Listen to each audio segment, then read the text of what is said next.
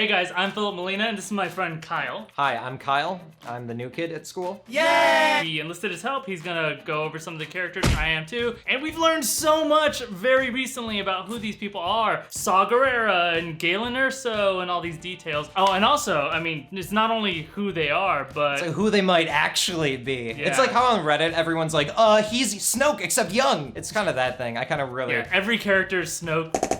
Yeah. Or it's Rey's father or something. Yeah. It's a pretty in-depth coverage, but I think you're gonna like it. So let's get into it. So let's start off with Saw Gerrera. This is the Forrest Whitaker character that we had a lot of theories about before if you want to check out our old video, but now we know a lot more about him. He's basically been the narrator too for these trailers. If you continue to fight, what will you become? And Saw Gerrera isn't brand new to Rogue One. He actually is a George Lucas original. They wanted him on the live-action TV show that never happened, but instead they didn't use him until The Clone Wars, that 3D animated show. That's pretty good, actually. And you might have heard his name really quick in Rebel. And ran into one of your rebel friends who worked for Saw Gerrera. But let's get into his actual story. A lot of people have been like, oh, he was on the cartoon show, but they don't tell you anything about who he was there. So he was part of what's known on the show as the Onderon arc. And if you don't know, that's his 4-episode arc in the 5th season of Clone Wars. It takes place on Saw's home planet of Onderon, where he and his sister Stila Gerrera lead a rebellion against the Separatists, and then later they rejoin the Republic after getting help from Anakin Skywalker. What's super cool though is that this is like one of the first parts of the actual rebellion that we're very familiar with now, but someone had to start it, and these were some of the very first people doing it. So when we see Saw again in Rogue One, he's like this like grizzled veteran. Like he has like the beard and the hair and everything. Like he looks like he's seen some shit. Apparently he kind of like pushes the boundaries of what like Bail Organa and Mon Mothma are cool with. It's like, it's kind of like terrorism. Oh, it's kind of terrorism. Yeah. But when the Death Star shows up, all of a sudden they're like getting him back in for like one last job, you know? He's like a loose cannon cop in like an 80s movie where it's like, I don't like you, Saw Gerrera, but damn, do you get results? Is this Mon Mothma talking? Yeah,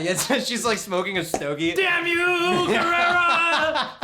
But on a real note, Saw is speaking from experience when he says that line, what will you become? He has seen some shit, actually, and if you think you're gonna go back and watch the cartoon show, then maybe skip to this time right here if you don't want to know what happens to Saw on the TV show. But in the Onderon arc, he's kind of very like bullheaded. I mean, he is a badass, but he's very impatient and arrogant. He's like Anakin in Attack of the Clones, where he's like, I'm taking him now! And Obi-Wan Kenobi's like, what? Why would you? That's terrible decision making. He's like jumping off cars. Yeah. Space cars. But at the end of that arc, his sister Stila, she actually ends up being killed, and oh my god, this is so heartbreaking. It's cause Saw shot down a gunship and it freaking crashes into her. It flies right into her. So, you know, I think he feels responsible for her death, which he should. So I'm imagining that's what's kind of led to this like crazy grizzled veteran. Yeah, it's weird, like the part they cut out of the trailer was his monologue saying like, don't shoot your sister with a rocket launcher. And Jyn's like, what are you talking? That's not relevant at all. Yeah, or how did you know? Yeah. Oh, and by the way, remember how, so Darth Vader now, no spoiler, he's in Rogue One. Saw has history with Anakin Skywalker. Yeah, they fought side by side in that arc that we're talking. So if he knows that Darth Vader is Anakin Skywalker, which he probably does, yeah, they could interact in this movie. Yeah, which hopefully it's like a thing where they see each other and there's some sort of line. Like if they even remotely acknowledge it, like I will just grab my bucket of popcorn and throw it at the screen. Is that a happy thing when you throw all of your popcorn at the screen? Yeah, because it's like I'm giving the screen my popcorn. Fair point. The person in front of you loves it too. Anyway, let's move on to Captain Cassian Andor. He's a rebel intelligence officer who he happens to look like Luke's friend, Biggs Darklight. He also looks just like, kind of like when the first trailer came out, everyone was like, that's Kyle Katarn, which like, if you said that. I was like, that could be Kyle Katarn. Yeah, because like, if you don't know who that is, he's like a kind of from the extended universe. He was introduced in a bunch of the video games, like we talk about him a ton in the other video. Watch that one if you want. I guess just everyone in this universe looks like a sophomore in college with their facial hair and clothing. So either way, like demeanor-wise, he's almost like the good guy, almost Captain America of the group. He's just practical, normally by the books, except in this situation, he seems to be bending the rules for Jyn. Yeah, it's kind of weird. Like, look at what he says right here. If you're really doing this, I want to help. So Cassian is in intelligence. He recruits people. So it's kind of weird that he just kind of jumps on board and wants to go on this incredibly dangerous mission with Jyn. Yeah, it definitely feels like it's her mission, probably a suicide mission, and yet he's like, hey, me too, please? You know the part where they show the robot guy for the first time? Well, he says this. The captain says you are a friend. I will not kill you. Thanks. So he says, don't kill her, she's my friend. And I think that's really weird. If they don't really know each other, it's like, they're kind of like co-workers, you know what I mean? They're in the rebellion together. Exactly. Like, I would imagine there's like more than 10 people in the office there. But maybe he's like hitting on her, and he's like, she's my friend. She's my friend. Yeah. Leave that door open. Yeah. So actually, that's a good segue to talk about K2SO, this big badass robot. Voiced by Alan Tudyk. Who is hilarious and amazing, and watch all of Firefly and Symphony. Yes, it's just a plug him. for Firefly. Yeah. So he's a Imperial Enforcer droid that Cassian Andor actually reprogrammed to fight with the rebels. You can tell he's got the little patch on his arm, or print on his arm, tattoo on his arm that makes him Empire property. But Cassian freed him. So he used to be a security droid or something, but now he's definitely just kind of like a loyal sidekick, almost kind of like Chewbacca to Han. Maybe they also have a life debt that he kind of owes him. Actually, Alan Tudyk said that it's kind of more of like a paternal kind of thing, because he like gave life to him. So it's kind of almost like more like C-3PO and Anakin. What relationship is closer than C-3PO and Anakin? Yeah, it's pretty much a buddy cop movie. Important point to make though, because he was a badass like security droid before, he still is like very lethal and threatening as hell, which is why he has to be told, hey, don't kill everybody, please. Yeah. He doesn't really have like a human element to him almost. I mean, that's the dumbest sounding thing I've ever said, because he's a robot, but he's very blunt about things. He's kind of like, did you ever play Knights of the Old Republic? Yeah. There was that droid guy named HK-47. Damn it, Master. I am an assassination droid, not a dictionary. And he had like this kind of like really like sardonic, like blunt way of just talking about mortality. My optical sensors simply pick up all the water sloshing about inside your flesh coating. It is unpleasant.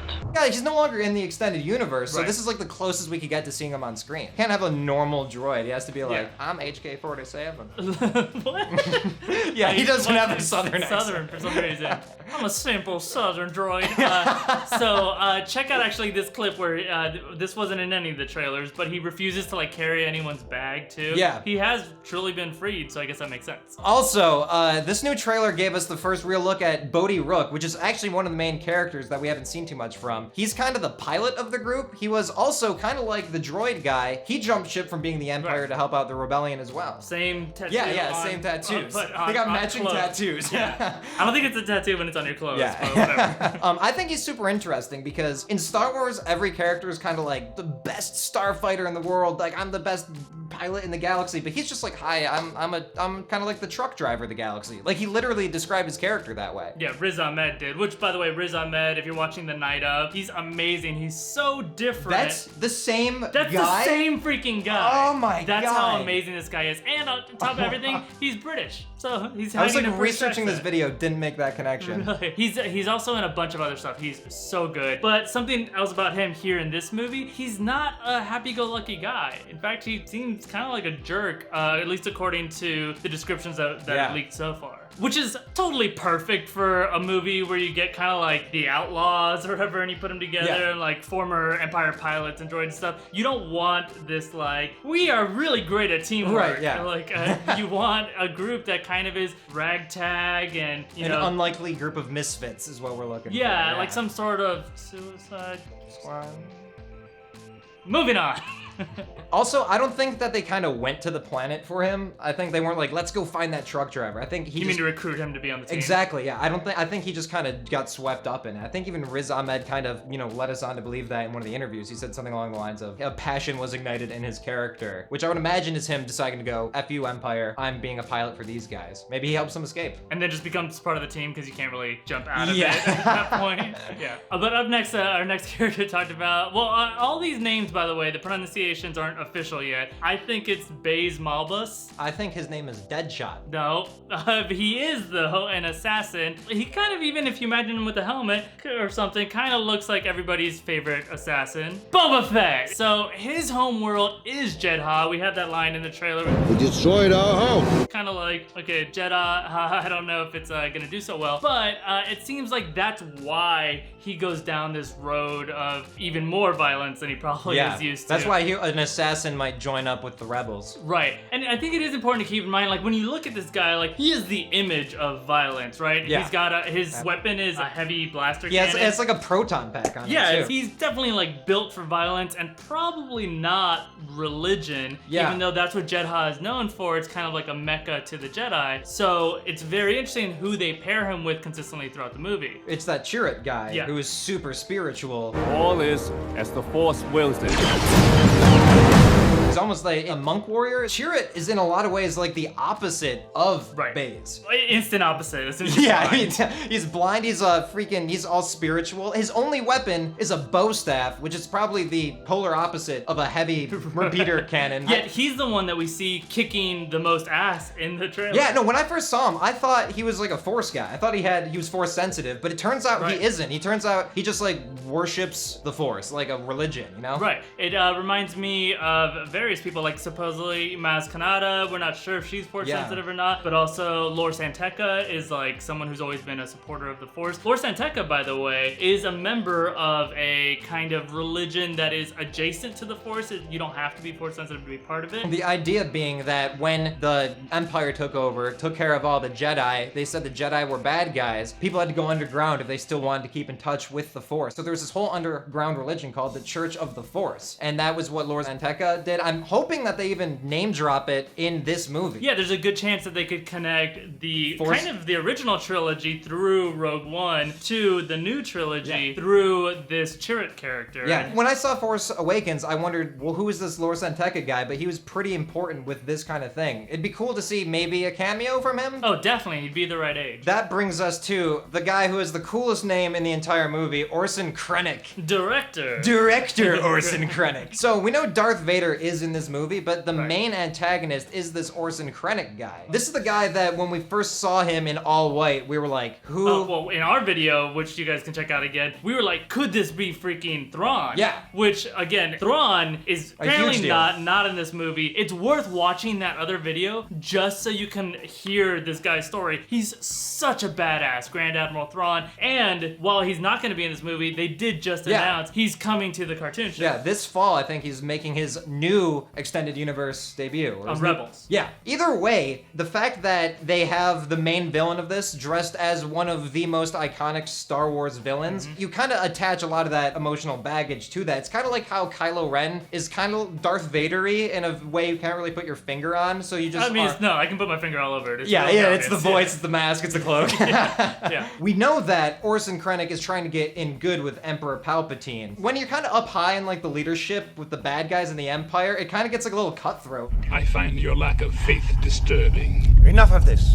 Vader, release him. So I'm hoping that they have a similar thing with Darth Vader and Krennic that they kind of did with Kylo Ren and General Hux in The Force Awakens, where they were both trying to get Snoke to go to prom with them, you know what I mean? Right. They were both trying to impress Snoke, so I'm kind of hoping that this shows Darth Vader, who's kind of like the Emperor's pawn for a while. That's why The Return of the Jedi is such a big deal when he chucks him. One of the things that they cut out the most by removing the extended universe is just how chaotic the Empire itself can be, and the tensions between the military and the Sith and the Emperor and Darth Vader. There's always a lot of tension there, and I feel like they're starting to bring that back. We saw it in Force Awakens. We definitely could see it here in Rogue One. So Director Krennic, he's actually the director, the supreme military director for the Empire. More specifically, he's directing the advanced weapons research. The Death Star is his baby. It took like 20 years to make the thing. It was long delayed allegedly, but he was the guy who's like, let's get this done. In the original trilogy, between the first Death Star and the second second Death Star, it's like 4 years or something. Yeah, but like, at the end of Revenge of the Sith, they're like, well, it's almost done, and then 20 years happens, and then it's done. I want to also see a movie about the delays. It's just like the bureaucracy that like held it up and stuff, like bills and stuff in Congress. No, there's no bills in Congress because it's an empire. Yeah. Never mind. It's just the Emperor stamping each thing. Yes, Yeah, his slowly. little checkbook. Oh, also, real quick, I do want to add, in the celebration video, I think we've seen younger director Orson Krennic. We can't see him very closely, so we But don't he know has for a sure. hat on, but he does have the white cloak, so who else has that? It does look like it's like only half as long, like it grows longer as you age. He looks like he's going after, specifically, I think that's Galen Erso, Jyn's father. So, who's Galen Erso? We don't know much about Galen Erso, who's played by Mads Mikkelsen. He's been estranged from his daughter Jyn for presumably since she was 15, because we know she's been on her own since she was that old. But that estrangement could be a result of Krennic capturing him, making him work on the Death Star, because we do know he is a scientist. Right, and he, if I remember correctly, he's described somewhere as like the Oppenheimer of Star Wars, Yeah. which Oppenheimer is the guy probably most responsible for designing the nuclear bomb. And I'm pretty sure he's famous for not being too stoked about being part of that. After he saw what he did, he wasn't like, yeah. So I would imagine that's a really cool parallel to play with this. He's actually the person who sent the message that Mon Mothma talks about here. We have intercepted a coded Imperial transmission. The message was sent by your father. Right, so a couple possibilities here as to what exactly is going on with him. He either ended up helping design the Death Star, now feels really guilty about it, sends out a message, and they specifically go for his daughter, Jyn Erso, because they're like, hey, you have a vested interest in getting this guy back. Or, we don't know for sure that this guy feels guilty. Yeah. Maybe he is just absorbed by the Empire now, and maybe that's what he's become, is one of them, and they're still trying to use Jyn Erso, his daughter, to try to break through to him. Maybe he's the Rogue One. That's the name of the movie. Name of the movie. Yeah. Maybe he is the Star Wars story. But let's talk about his baby, little baby Jyn. Little baby Jyn. Yeah. What we know about her is, well, the first trailer opens up with just listing her offenses. Forgery of Imperial documents, possession of stolen property, aggravated assault, resisting arrest. We also know she's been on her own since the age of 15. Mon Mothma says that. On your own from the age of 15. So that clearly gives her a chip on her shoulder, you know? She makes it very clear that she's rebellious. Like, even with a turn of phrase, that's how rebellious she is. This is a rebellion, isn't it? I rebel. Kathleen Kennedy, who is president of my heart, president of LucasArts, she said that Jyn is kind of like a Joan of Arc character, which if you know anything about Joan of Arc, she's a brilliant military leader, comes from a peasant background, but hopefully it doesn't end the same way, because Joan of Arc was burned alive. So I don't know if she's hinting that there's a bad ending here, because that doesn't really sound like... I mean, I'll say... That's like being like, she's kind of like an Abraham Lincoln character. That doesn't mean happily ever after. We've talked about this in our other video. I still think every character in this movie can die, except for Darth Vader. That actually brings us to our theories here. Activate theory time. So, if she didn't die, I think there's a way she could be Rey's mom. Definitely a way. She's the right age. Yeah, she looks like her. Right. But I guess every woman in the Star Wars universe kind of just looks the same, though. Whoa! He said that. His name's Kyle. There's his Twitter. You can hit him up. They're all white and they all have brunette hair. Look at them. Like, look at the pictures. They're all related, probably, you know? I'm not the bad guy here. What about the non-humans? There are girl Ewoks. Back to the point, if she is this age and she happens to meet some, Luke Skywalker, maybe they could hit it off. This, of course, is if Luke ends up being Rey's dad, which who knows. But this theory, I guess, also still ends with her dying, because where is she now? You're like, she had Rey, but then she dies. Yeah, is she the tombstone at the end of Force Awakens? I will say, though, if she doesn't die, with the advertisement so far, with the teasers and the trailers and Forrest Whitaker's narration, they're really hammering down the point of, will she become a bad guy? What will you become? So, let's say she does turn evil. Who does she turn into, Snoke? Snoke, you think she's Snoke? She's Snoke, you know. That looks like the same person too. Okay, I'll give you one better. She could be Captain Phasma. We do know there's a different actress playing Captain Phasma. Gwendolyn Christie, yes. who we hear her voice kind of, but she does have a accent. Yeah, she has a similar accent, and it could be like, what's his name? Sebastian Shaw, who played Darth Vader in Return of the Jedi, where it's like a different, like, messed up version. She could be like the warrior I've been through hell version. Okay, you've like a quarter sold me that that's a possibility. I'll take it. I still love the idea that she just raised mom. I want everyone to be related to everybody. But there's another theory out there about who these people actually are, or better yet, who they all become. I don't want to add too much credence to it, but some people think that this group of ragtag individuals, they become the Knights of Ren. I hate it. I don't want that to be true, but there are some similarities. So there's like similar shoulder armor. This guy has like a staff. If you look at the actual Force Awakens where they show the Knights of Ren, this guy does have a bow staff, and the only other person we've seen with that is Rey. I'm not even gonna say that's a theory, but just opening up a can of worms. And I guess the craziest part is the last one on this thing is named the Rogue. So how weird is that? One says Rogue and one says Rogue. Oh, the name of the movie. Yeah. I don't want this to be true, but if it is, it would be freaking crazy. You want it to be true? Yeah, no, I just want it to be the most mind-blowing thing on the they planet. All become the Knights of Ren? Yeah. It would be interesting, definitely. Let us know in the comments, by the way, if you have any questions about any of the other characters or these characters' biographies. We'll try to hit you back. You can also tweet at us if you have those questions. Here are Twitter handles, you know his. And really quick, if you want a shirt like this or things like this, it's from Loot Crate, so hit up Loot Crate, lootcrate.com/rockstars, and use the code rockstars and you get 10% off, and you get stuff like this, and it's cool. But that's it. We did it. We solved it. I did it, you guys. Kyle, everybody. Thank you guys so much for watching. Thank you for supporting us on Patreon. You guys are amazing, and again, we make these videos because you let us. Share this video if you thought it was useful, and check out our other Rogue One videos if you have a second. Otherwise, I'll see you later. Bye. That's a gross sound. Ugh. Yeah.